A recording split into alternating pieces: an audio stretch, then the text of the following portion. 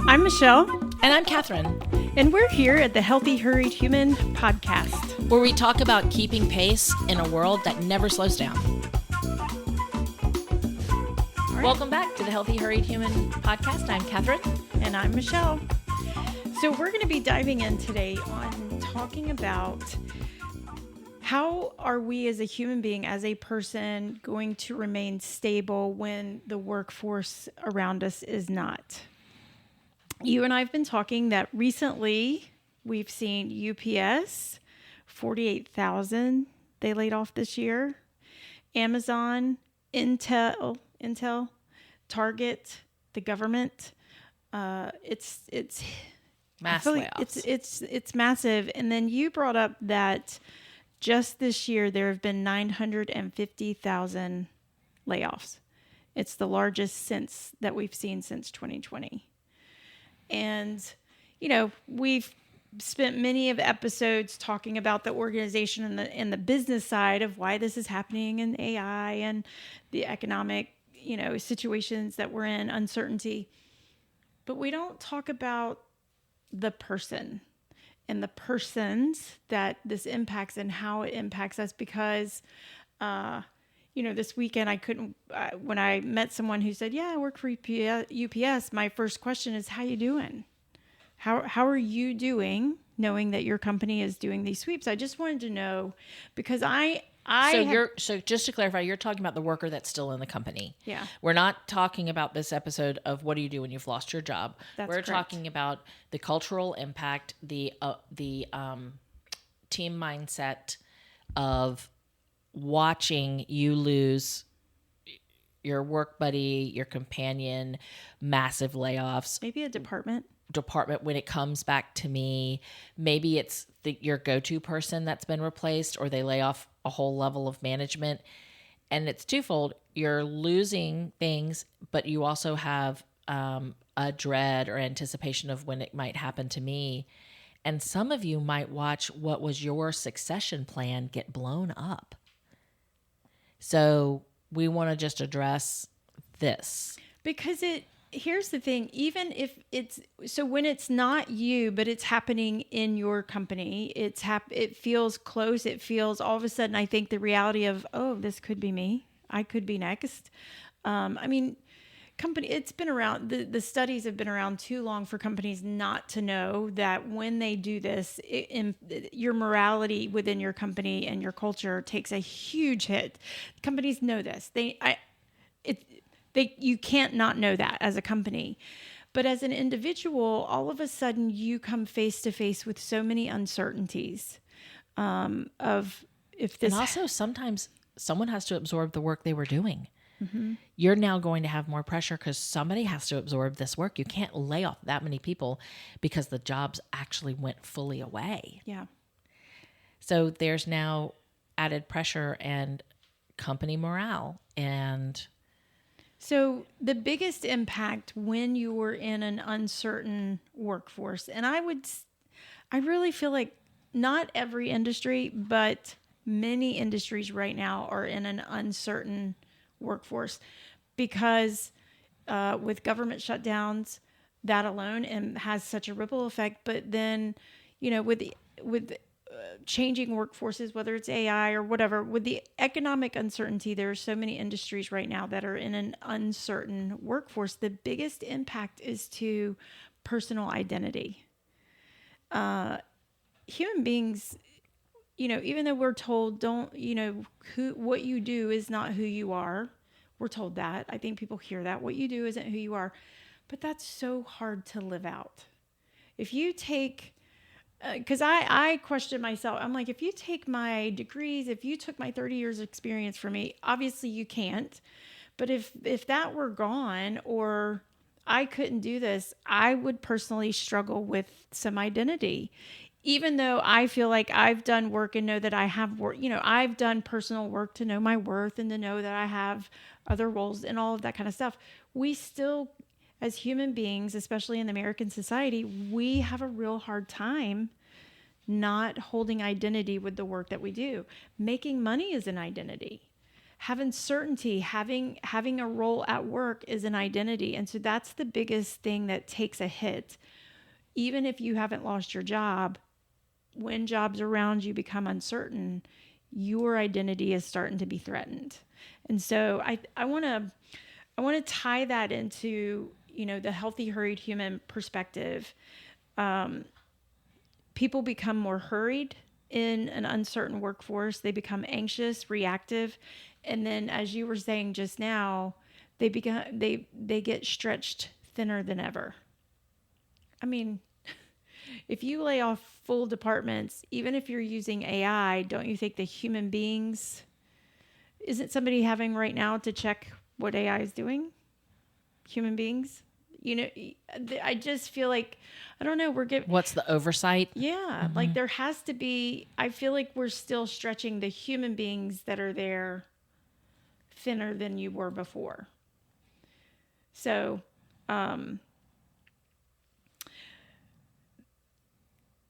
when work feels unstable, everything we've attached to it, our worth, our rhythm, and security starts to wobble too.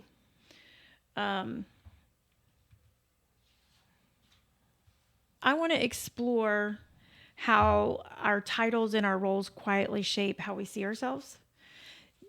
You want to explore that with me? Yes. I mean, I do you want me to say something about that or my thoughts on that? Yeah. I mean, it's, excuse us while we turn the page on our notes. I don't know how to separate that because the entire time you were talking, I was thinking of like one of my favorite John Hughes movies is Some Kind of Wonderful.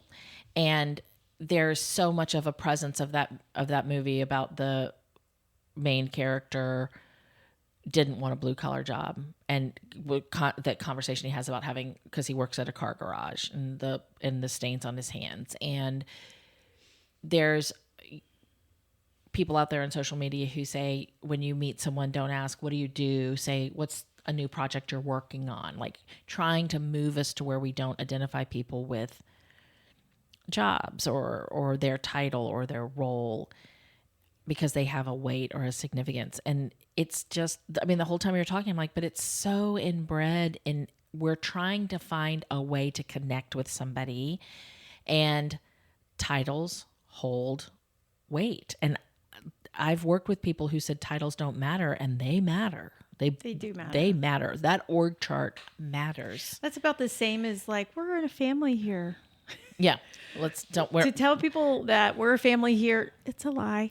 It's a delusion. And then bad to tell analogy. people that their titles or their, even their role, their titles don't matter. It's not. If your CEO The brain is smarter telling you, than that. if your CEO is telling you that titles don't matter, what that is going to mean is that the CEO wants to blur the lines and to be able to assign you the job they want you to do, even if it's not your job or responsibility. So just beware about that. However, there are just some roles or titles that have weight to them. And they're positions that have weight of responsibility, not just pay, like their what you get paid, what your compensation package is, but your level of responsibility and accountability you're held to for the rest of the company. And sometimes people get fired because they take a hit because of the company optics. There's just a lot here. What we're trying to talk about is how do we encourage our listeners to internally fortify themselves and reassure themselves and remind themselves of who they are. One of the things that you and I have agreed on, which is why we went into business together, is because you actually have a deep concern and care for the worker at every level. Mm-hmm. You care about the person who's on the manufacturing floor, and you care about the person that's in the C-suite. And the driving purpose of Foxygen was to help the C-suite see the worker, the working level, the manufacturing floor as a whole person. And the Healthy Hurried Human helps you understand that you are not just a role in one company, that you have a bigger life outside of there. And that should give you strength and encouragement and This episode of the Healthy Hurried Human podcast is sponsored by Midlife Thrives. Midlife Thrives is for women in their 30s, 40s, and 50s navigating perimenopause and menopause. If you've felt the energy dips, the mood swings, or the brain fog that make you wonder if you're losing yourself, you're not alone. Midlife Thrives is here to help give you clarity, resources, and a supportive circle of women who get it. No quick fixes, no shame, just some real guidance for real life. Learn more and connect at midlifethrives.com because thriving in midlife isn't optional, it's your new standard. Healthy Hurt, one of the aspects, one of the spokes on our wheel is purpose. And it is so incredibly important for people, for all of us, when we are in an uncertain workforce or working environment, which I think most everybody is in right now. And you've got the personalities who are like, I'm not going to look, I'm not going to see this, I'm not going to pay attention because I'm fine. My job's fine. So you have that personality, which is, I don't want to look at it. I don't want to be anxious. I don't want to, It'll cause anxiety. Please don't show it to me. They want to avoid it. Okay. So it's avoidance. And then you have personalities who are like, okay, tell me how to prepare for it. I want this episode to be for that person. Let me tell you how to prepare for it, but I want it to be for the avoidant person to say, look, I want you to look at it. I need you to turn around. I need you to look in the mirror. So how do they prepare for it? I think you have to start thinking about yourself beyond your work and what roles in your life matter most to you. So purpose, getting aligned with your purpose, because purpose is that thing that if the how you are able to walk out your purpose changes, your purpose doesn't. So if you are a speaker, or you are a communicator, or and I'm not talking about a role at work. I'm talking about the thing that you feel the most connected to and alive at when you are accomplishing this. If I was a communicator, which I am, but I can no longer stand on stages and speak, then you start writing blogs, you start writing a book, you start writing. Your purpose doesn't change. The how you walk out that purpose is what changes. And so it's really important for whether you're the person who doesn't really want to look at it or the person who says, okay, show me how to prepare for this in this very uncertain working, start getting connected to your purpose. If you are somebody listening going, I don't know what my purpose is, boy, this is a great time for you to walk that journey. It's a really good, enjoyable journey to walk. So start getting your books, start reading your blog posts, if that's a thing still. Follow people who talk about purpose. Start exploring what your purpose is, because that's going to help you feel grounded. Because if your role disappears, you understand what your grounding is and what your next chapter might need to be. It gives you not just purpose, it gives you hope. Tired teams don't just need another training, they need transformation. The Healthy Hurried Human Lab helps organizations build emotionally fit, resilient, and connected teams that perform better without burning out. This interactive training goes beyond theory, combining organizational psychology with personal appraisal that helps every participant understand how their mental, emotional, and relational habits show up at work. When people grow, companies thrive. Book your Healthy Hurried Human Lab for your teams today at foxygenconsulting.com and start creating healthier, more human workplace. I think you have to think about your values. You get connected to what you value in life. What are your values? And then what are your relational connections? It's real important when you feel uncertain in your work is to look at what's going on in your where are you connected relationally? Because one, do you have the support from friends and family who are going to love you? If something shifts in your life, do you know that you have people? I don't mean to show up with money and that kind of stuff. That's a benefit. But do you feel support? Do you know that you have a circle of people who support you? Understanding your relational supports. But then it's also important to know who this is a business aspect of, do you feel like you know people that you can reach out to? whether it's getting, job coaching or networking or encouragement for what's out there. Like, understand what your relational connections are, both personally and professionally. That's important. These are the things that you want to start thinking about. It's no different than financially when people say, "Hey, you need to have an emergency fund." Nobody wants to think about the emergency. Nobody wants to come up with all the different ways we could have an emergency. It's like, that's not fun. But we know it's prudent, and and it's good advice to say, let me put an emergency fund aside. So we're talking to people who are still in a company, maybe see the writing on the wall that their department or their succession plan has just been erased off the org chart, and that they are concerned that this is coming to them. Your advice is double down on know your purpose. These are your values. Get connected to your values. Your values, your purpose, your relational connections. And your relational connections. These are the three things that you need to start shoring up yourself, because work is unstable right now. The culture feels it. Whether or not people are talking about it, there's a measure of deflated morale, and everybody's kind of on edge. But these are ways that you can fortify yourself. Yes, and create a sense of calm and security for yourself. Because so remember I said there's two people. So the person who's like, all right, this is happening, tell me what to do. I'm giving you the tools to do it, and you feel empowered by that. To the person who's like, I don't want to, I don't want to look at this. I want to avoid thinking about it. If I say, hey, that's fine. You don't have to think about it, but if you'll practice these things, it'll make you calmer, and it'll make you more secure, and you'll be okay. And you'll feel okay. And you don't have to think about what, it's like the emergency fund. I don't want to think about what emergencies this could be used for. Okay, great. Don't. But just hey, do this. I know I'm doing the work, and that makes me feel secure. And because subconsciously your brain's like, okay, if something comes, I have an action plan. I have an action plan. Or I know who I am. Like, I'm not. That's right. There is an identity, and when you lose that identity and who you are, it can be really kick in the teeth. And it's like that merry-go-round thing that was real popular in the 70s for us that you could die on, the metal thing. Oh. Yeah, it's like when you are not describing it well, but when you go it is on a cylinder that they would spin so fast the G-forces would press you up against the wall and the bottom would drop out.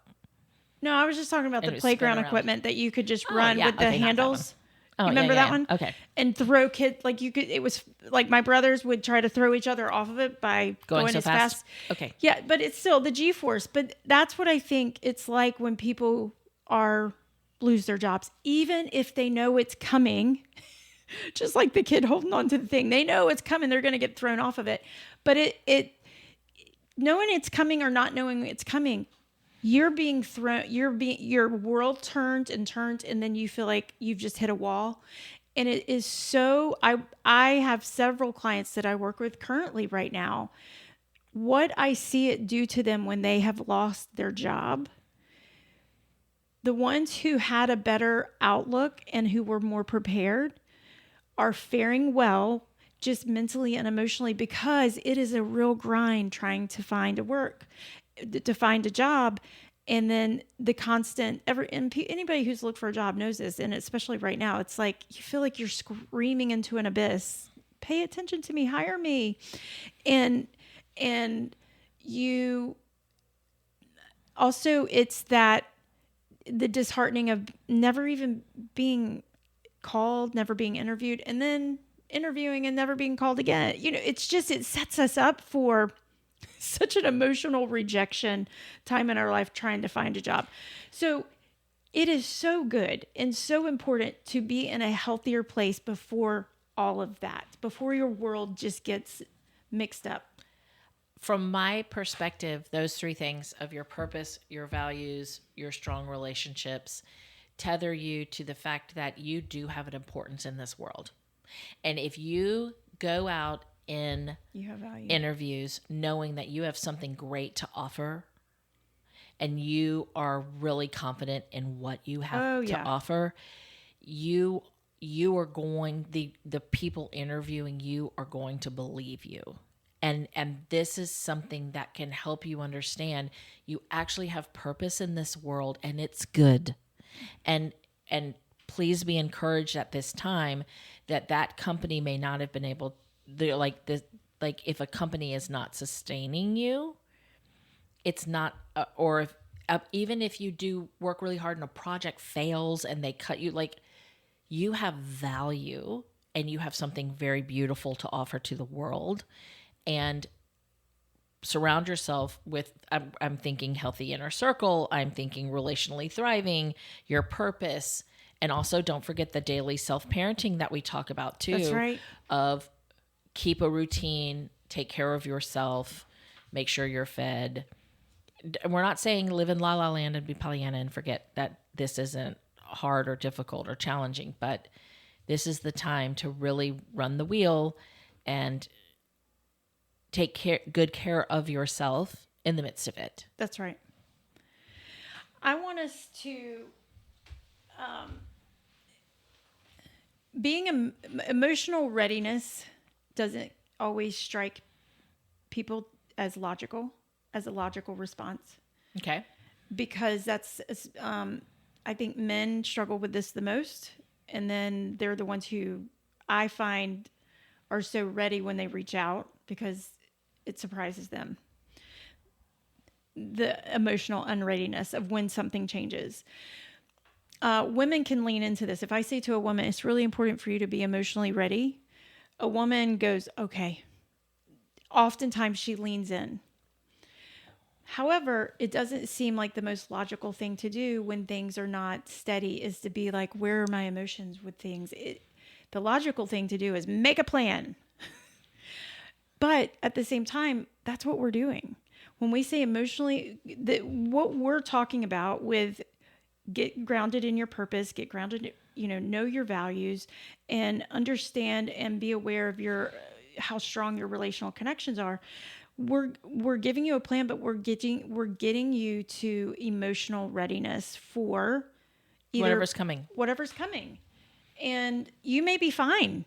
Maybe nothing happens, but you will go through that unsteadiness with a more solid foundation. And then obviously if something does change, you're more prepared to deal with it. And I think that's what these assessments, which you can, if someone wants to have a further conversation about that or to get one of the appraisals that we have, how can they reach out to us and let us know that this is something that they want to do? And email us at information@foxygenconsulting.com. info@foxygenconsulting.com. Great. Well, we see it happening and we have a lot of compassion because we've all been, I've been there. I've lost a job due to layoffs and been cut from that. And I remember, I've been cut from a job that the culture was terrible, but I just needed a job. And I remember just being very emotional in the HR office because the idea of having to go look for another job was so daunting. And if I had known and had what you're talking about with my purpose and my values and understanding of like where I show up in the job market, it would have been, the life preserver I needed at that time. Well, and you bring up another point that I just thought about. If you do find yourself in the position of losing your job, my big thing is feel it, feel sad for yourself, have some self-pity, but you need to tell yourself, this is how long I get 3 days, I get a week. You give yourself an expiration date of when that's over because it is when we lose a job, whether it's a layoff or however it comes about, it is a huge, huge hit to our ego, our identity. All of those things take a big hit. And I am not going to be somebody who says, hey, buck up, let's move on. Like, to me, that's not giving sort of value to self. Well, and reflection and honoring like the past work. You may have really poured yourself out for that company and had a future, and it can be the loss or a death of a dream or a future. You're, like you said, the succession planning, you have to give it that space, but put an expiration date on it. like decide, do I get 3 days? Do I get a week? I would certainly say no more than 14 days, but give yourself that space. But then I hope follow the plan. Follow the plan is what gives us security. That's what gives us hope.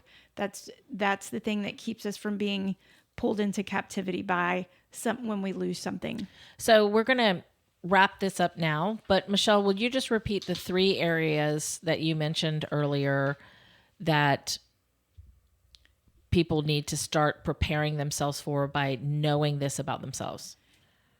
Get grounded on your purpose.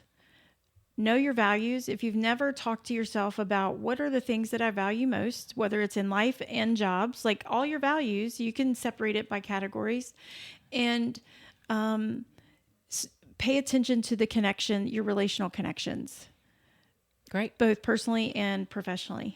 And if you want more understanding of all of those, we've done 2 podcasts on purpose as well as on relationally thriving in our previous episodes that might really help you walk through that. And thanks for joining us. Thank you for joining us. And if you have any more to add to this conversation, please mention it in the comments. Take care of yourselves. The Healthy Hurried Human podcast is brought to you by Foxygen Consulting and a handful of silent sponsors who believe in this work and quietly keep us going. We see you, we thank you, and we are glad that you're part of this journey.